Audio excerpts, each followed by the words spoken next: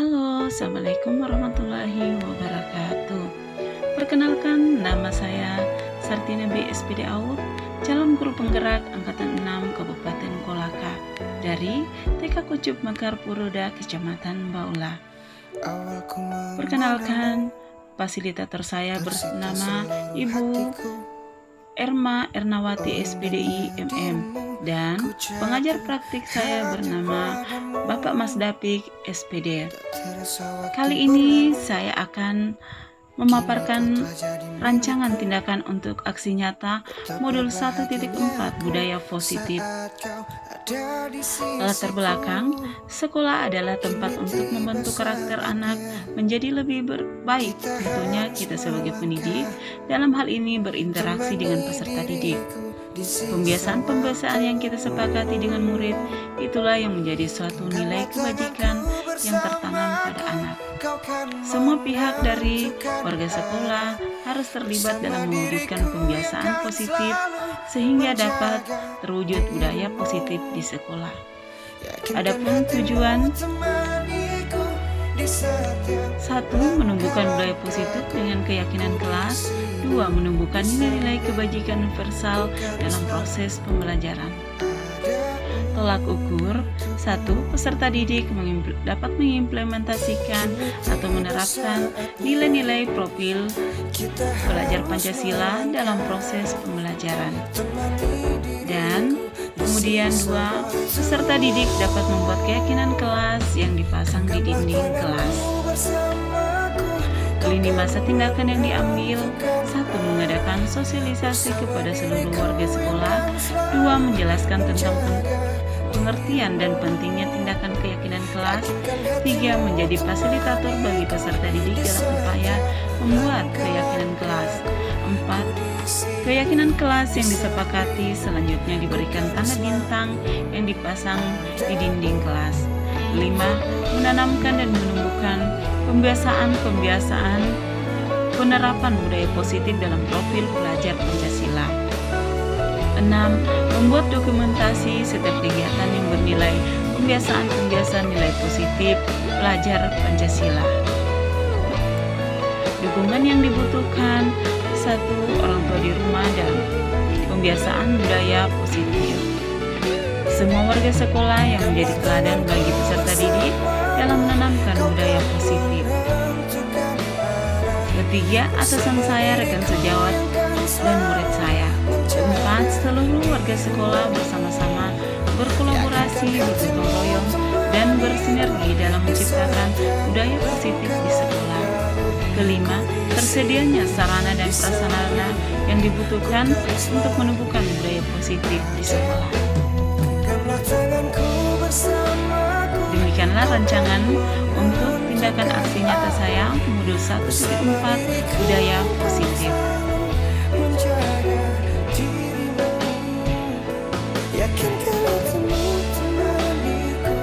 Setiap langkah-langkahku, ku di sini, di sampingmu, ku kan selalu ada untukmu. Ku di sini, ku kan selalu ada untukmu.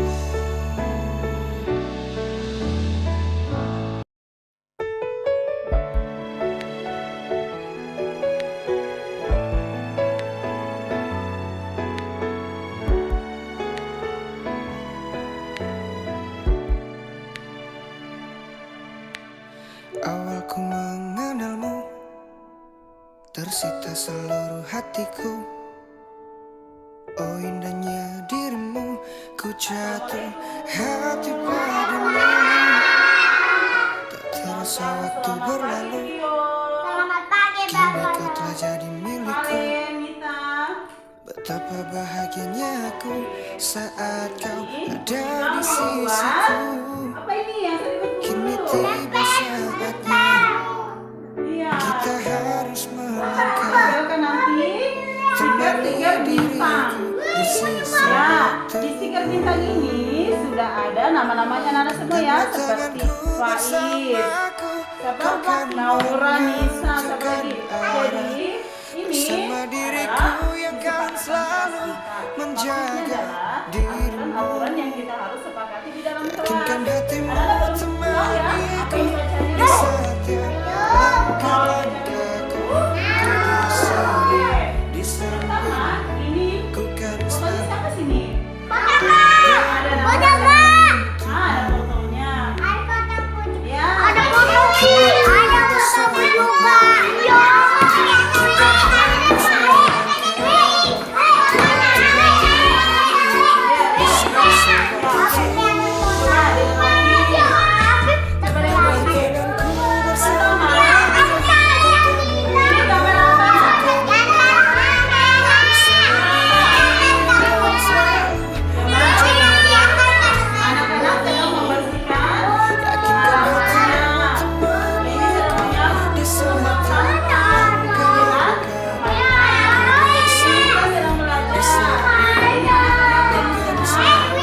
menyiapkan. Kita sedang belajar. Ya, coba ini dulu.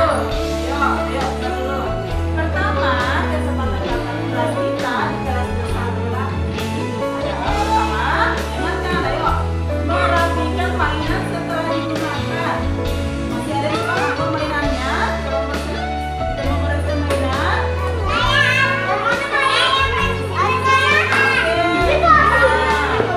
pertama, kesempatannya adalah merapikan mainan setelah digunakan. Setuju? Setuju kalau kita berbagi dalam mainan-mainannya? Setuju? Kalau setuju mana Sandra? Oke.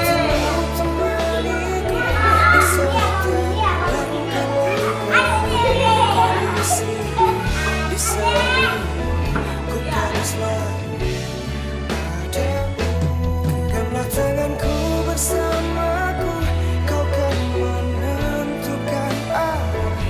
Bersama diriku kan selalu menjaga dirimu.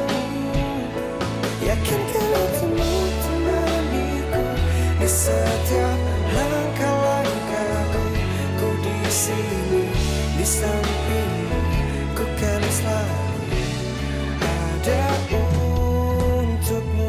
Ku di sini, ku kan selalu ada untukmu.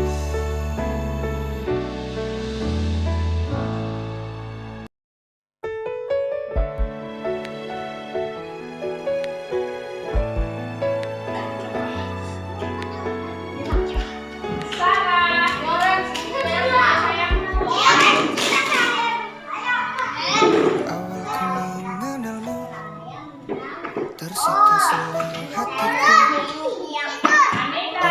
Dengan dirimu, ku jatuh hati padamu. Terasa waktu berlalu, kini kau telah jadi milikku. Betapa bahagianya aku saat kau ada di sisiku. Kini tiba saatnya kita harus melangkah. Temani diriku di sisa waktumu. Genggamlah tanganku bersamaku, kau kan menentukan arah. Bersama diriku yang kan selalu menjaga dirimu. Yakinkan hatimu temaniku di setiap langkah-langkahku. Ku di sini di sampingmu, ku kan selalu ada untukmu. Kini tiba saatnya kita harus melangkah. Temani diriku di sisa waktumu. Genggamlah tanganku bersamaku, kau kan menentukan arah.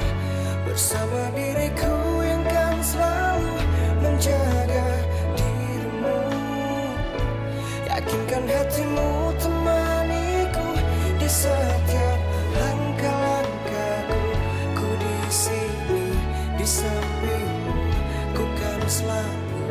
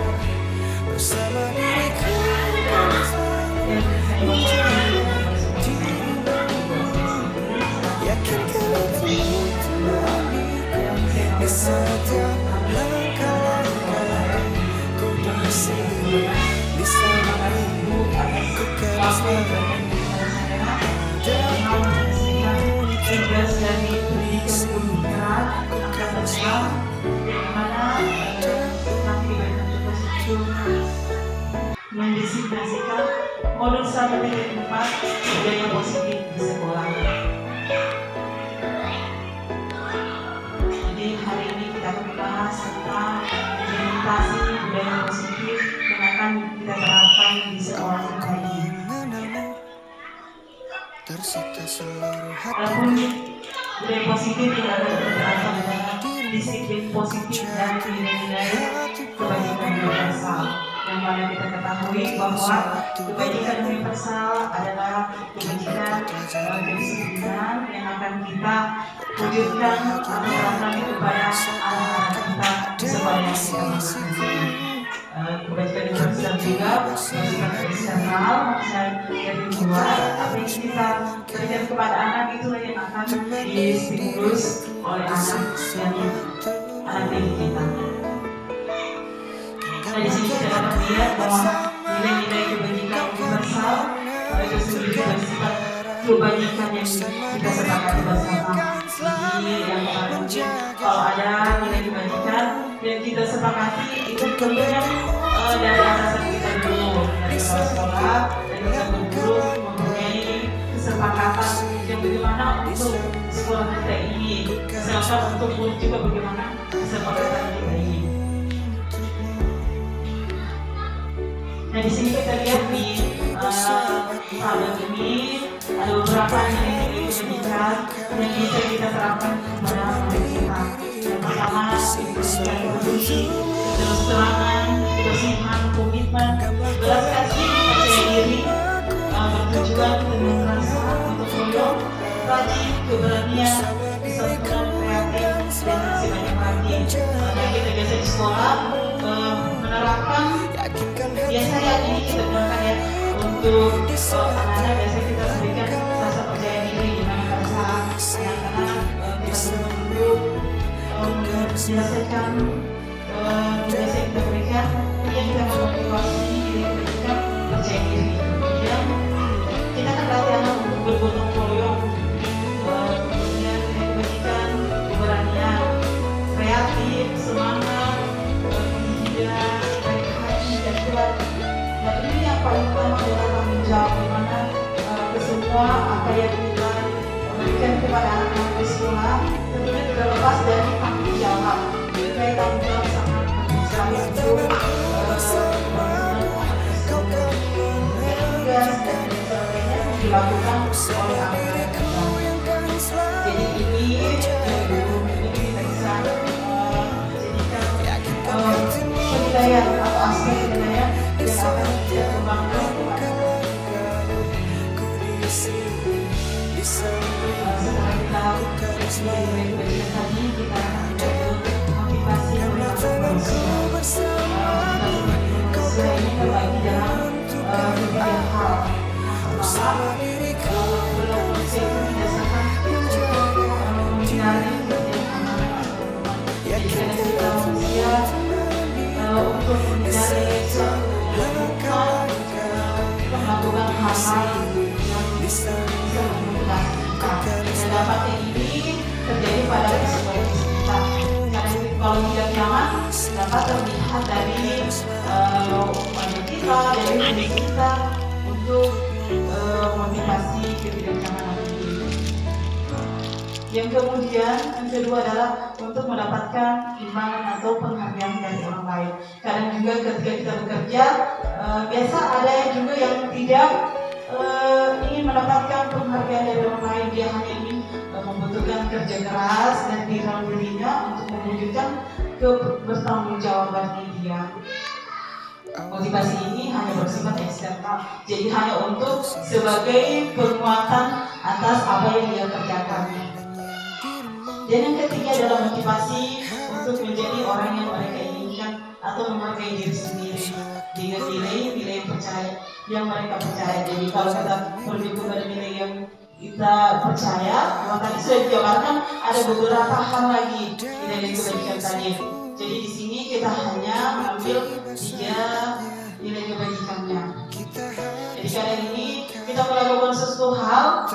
karena kita ingin menghargai diri sendiri. Misalkan kita berbuat sesuatu yang baik untuk sekolah karena kita ingin menghargai diri kita.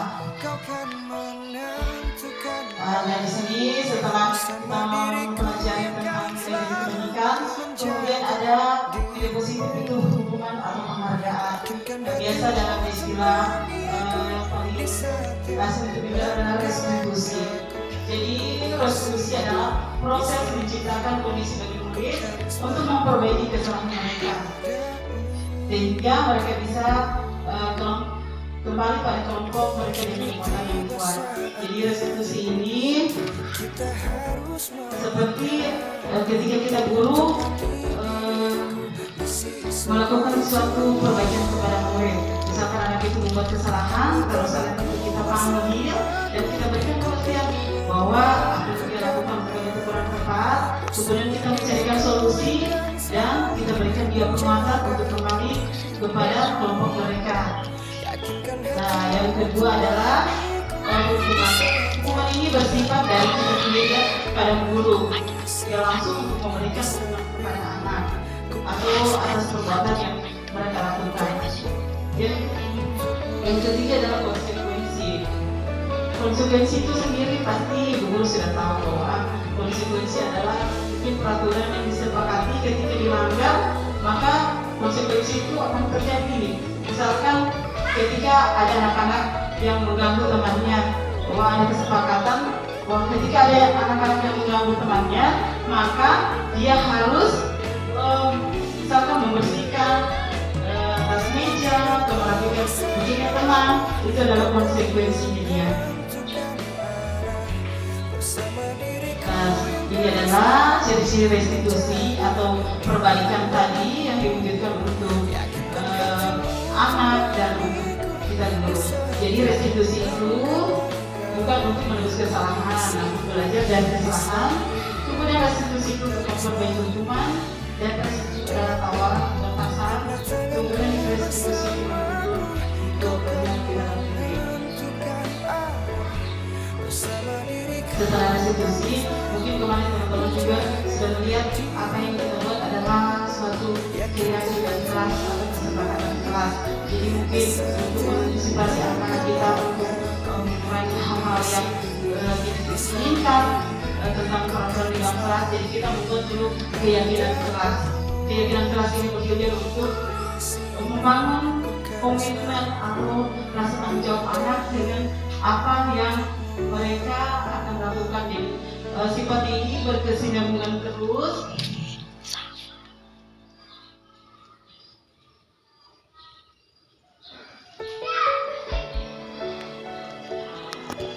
Nah, setelah kita belajar kegiatan kelas, kita kan pindah ke 5 kebutuhan dasar manusia. Jadi menurut teman-teman sebelumnya sudah ada mengetahui bagaimana 5 kebutuhan dasar manusia. Saya juga setelah bergerak baru mengenal bahwa ternyata ini kebutuhan kita sebagai manusia. Pertama, kita itu membutuhkan kebutuhan untuk bertahan hidup, seperti untuk makan, untuk minum atau sandang pangan. Yang hal seperti itu ada kebutuhan untuk bertahan hidup. Yang kedua, kebutuhan cinta dan kasih sayang atau love and longing. Ini adalah kebutuhan dasar manusia. Jadi manusia juga itu seperti kita ini membutuhkan rasa diterima dari orang-orang di sekitar, membutuhkan kasih sayang. Jadi ketika orang itu tidak merasa dicintai, maka dia ada hal-hal negatif yang akan dia rasakan. Kemudian kebutuhan ketiga adalah kebebasan. Jadi misalnya kalau anak-anak di dalam kelas, jadi berikan saja dia kebebasan, sehingga kita masih bisa mengontrol, memberikan hal yang terbaik kepadanya. Kemudian dasar manusia yang keempat adalah kesenangan. Jadi kita manusia itu butuh kesenangan. Jadi untuk tidak terlalu mungkin pusing atau terlalu stres dengan pekerjaan, kita butuh kesenangan. Kita bersantai dan happy, itulah kebutuhan manusia. Harus juga senang, jangan juga dalam keadaan sedih terus. Kalau sedih terus itu efek negatif yang ada. Yang ini kelima, biasanya untuk kekuasaan ini di tingkat pejabat, kadang-kadang jadi kepala sekolah, jadi kepala dinas, dan lain sebagainya. Jadi inilah kebutuhan dasar manusia, kebutuhan bertahan hidup, cinta dan kasih sayang, kebebasan, kesenangan dan kebiasaan. Nah, ini hal yang paling menarik. Kita sebagai guru, saya juga pertama memikirkan, saya ini sudah hampir dari 10 tahun mengajar. Selalu saya bilang sudah cocok dengan cara mengajar. Posisi kontrol yang saya lakukan di sekolah sudah cocok. Ternyata saya keliru. Saya pelajari ternyata saya tipe membuat merasa bersalah. Kadang juga merasa sebagai penghukum. Nah, ini adalah posisi kontrol kita di sekolah. Yang pertama adalah tipe penghukum, yang kedua adalah membuat merasa bersalah, ketiga adalah posisi teman, dan keempat posisi pemantau, dan lima adalah posisi manajer. Jadi posisi penghukum adalah seseorang yang guru itu memberikan hukuman baik fisik, jadi ketika anak itu tidak bisa mengerjakan tugas, tiba-tiba meninggalkan praktek, guru biasa mencubit atau memukul. Dia tipe penghukum, jadi tidak memberikan kesempatan kepada anak untuk melakukan perbaikan atas kesalahan yang dia lakukan. Kemudian yang kedua adalah membuat merasa bersalah. Yang tipe seperti ini, saya juga sih merasakan hal seperti ini. Saya juga hampir melakukan terus seperti ini. Jadi kalau ada anak yang biasa tidak melakukan pekerjaannya, selalu saya bilang, tidak kasihan sama bu guru.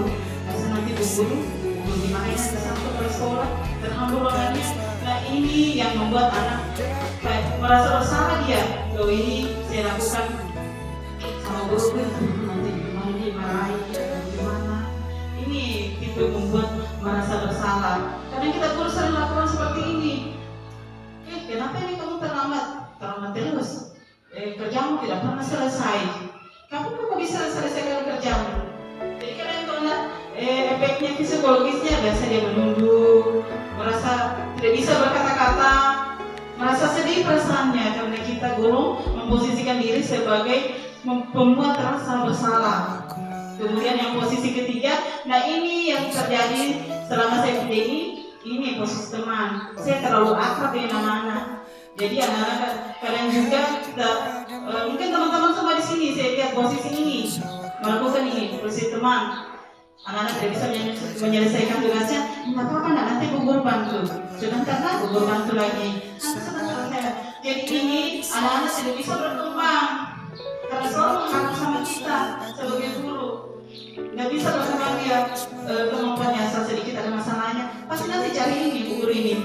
Contohnya sampai sedikit Naura. Ini posisi teman dengan Wiwi. Jadi kalau ada sesuatu yang Wiwi kerjakan harus cari Wiwi. Datang sekolah langsung pergi sama Wiwi. Sama juga Sapuan sama saya. Ini dia anak memposisikan posisi teman. Bagus, akrab sama kita, tapi efeknya dia tidak bisa berkembang sama itu dulu terus saja. Karena kita tidak melatih dia untuk menggali potensinya atau bakatnya dia untuk bergabung dengan teman-teman yang lain. Yang keempat adalah tipe pemantau. Di tipe pemantau ini kita harus melangkah. Ini teman. Ini pemantau dia tipenya melihat anak-anak misalkan dari posisi teman, dia melihat anak-anak yang kerjanya seperti ini, tidak bagus kerjanya. Jadi apa nanti sanksinya ketika anak itu tidak melakukan hal yang diberikan tugas oleh gurunya. Jadi ini tipe pemantau. Jadi peraturannya kadang tipe pemantau ini sering suka bilang apa yang telah kamu lakukan, sanksi apa konsekuensinya. Jadi suka diingatkan sama guru yang itu tadi pekerjaanku tidak bisa selesaikan. Nanti apa yang misalkan kesepakatannya itu tidak apa kalau dia selesaikan tugasnya. Jadi seperti ini dia tipe pemantau. Dan ini kiranya yang paling efektif untuk kita guru, di mana ini posisi manajer sangat baik sekali. Jadi ketika mungkin anak-anak mendapatkan masalah, jadi kita guru memposisikan ini sebagai manajer.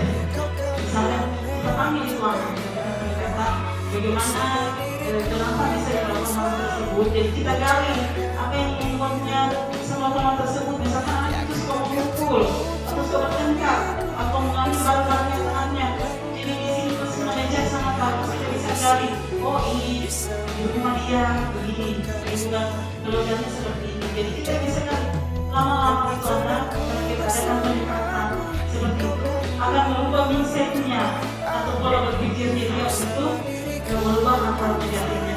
Jadi kita guru misalkan dengan tipe seperti manajer, jadi kita panggil itu anak, kita panggil apa dia apa yang menyebabkan dia melakukan seperti itu, jadi memberontak, malas mengerjakan tugas, datang ke sekolah cuma tiduran.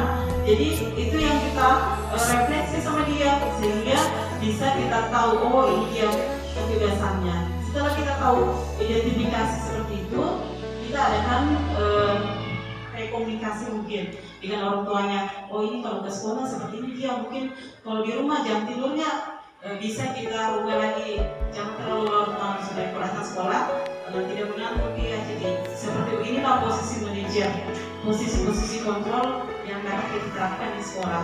Dari kelima posisi kontrol yang paling efektif digunakan dalam posisi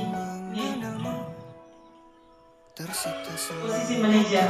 Jadi manajer itu sangat bertanggung jawab melakukan pendekatan kepada murid, kemudian memberikan solusi, menanyakan keyakinannya untuk tidak melakukan hal seperti itu lagi. Jadi mungkin kita guru dari pembelajaran seperti ini kita bisa mengetahui, oh seperti ini tipe kita, yang memantau, yang sebagai teman, yang sebagai pembuat merasa bersalah. Nah ini yang paling banyak kita lakukan di sekolah-sekolah, bukan saja mungkin di TK, TK, tapi di SD juga banyak melakukan seperti jenjang pendidikan yang lainnya. Tanganku bersamaku, kau kan menang. Nah setelah kita melakukan identifikasi posisi kita guru sebagai posisi guru di sekolah, kita melakukan ada namanya tampaknya yaitu segitiga restitusi. Yang di sini pertama adalah kita stabilkan identitas. Tadi kita tanya dulu itu anak seperti apa sehingga melakukan hal tersebut. Kemudian validasi tindakan yang salah. Kita tanya tadi kenapa kita pukul itu temannya, kenapa bisa seperti itu. Kemudian kita menanyakan keyakinannya. Ini menanyakan keyakinan adalah seperti kita bilang besok kita seperti itu ya, jangan hal seperti itu dilakukan, itu tidak baik. Jadi hal seperti inilah yang kita harapkan sebagai guru kita bisa memposisikan diri kita sebagai salah satu posisi kontrol manajer. Jadi hal-hal negatif yang sudah kita lakukan dapat kita ubah menjadi mindset yang baik untuk perkembangan sekolah kita. Jadi itu saja pemaparan materi saya terkait budaya positif di lingkungan sekolah kita. Dan untuk kesimpulan pada hari ini, apa yang dapat saya paparkan dalam materi ini bisa diambil satu pembelajaran positif yang dapat menunjang potensi kita sebagai guru untuk lebih baik lagi. Terima kasih atas waktunya. Demikianlah designasi modul 1.4 budaya positif di lingkungan sekolah untuk Corona pada tahun 2022. Terima kasih. Assalamualaikum warahmatullahi wabarakatuh. Assalamualaikum warahmatullahi wabarakatuh. Saya selaku Kepala Sekolah TK Provinsi Kaki Roda mendukung guru saya atas nama Ibu Sartina SPD Out dalam mengikuti JGP Angkatan 6 dan designasi modul 1.4 budaya positif sekolah. Mudah-mudahan sekolah akan diterapkan di sekolah kami. Assalamualaikum warahmatullahi wabarakatuh. Saya selaku teman sejawat Ibu Sartina BSPD Out yang mengikuti CGP Angkatan ke-6 tahun 2022 sangat berterima kasih adanya materi ini yang dibawakan di sekolah kami dalam tema budaya positif di sekolah. Dalam hal ini sangat menambah pemahaman saya. Semoga apa yang disampaikan pada materi pagi ini bisa kita kembangkan di sekolah kita bersama teman-teman sejawat lainnya. Terima kasih. Wassalamualaikum warahmatullahi wabarakatuh.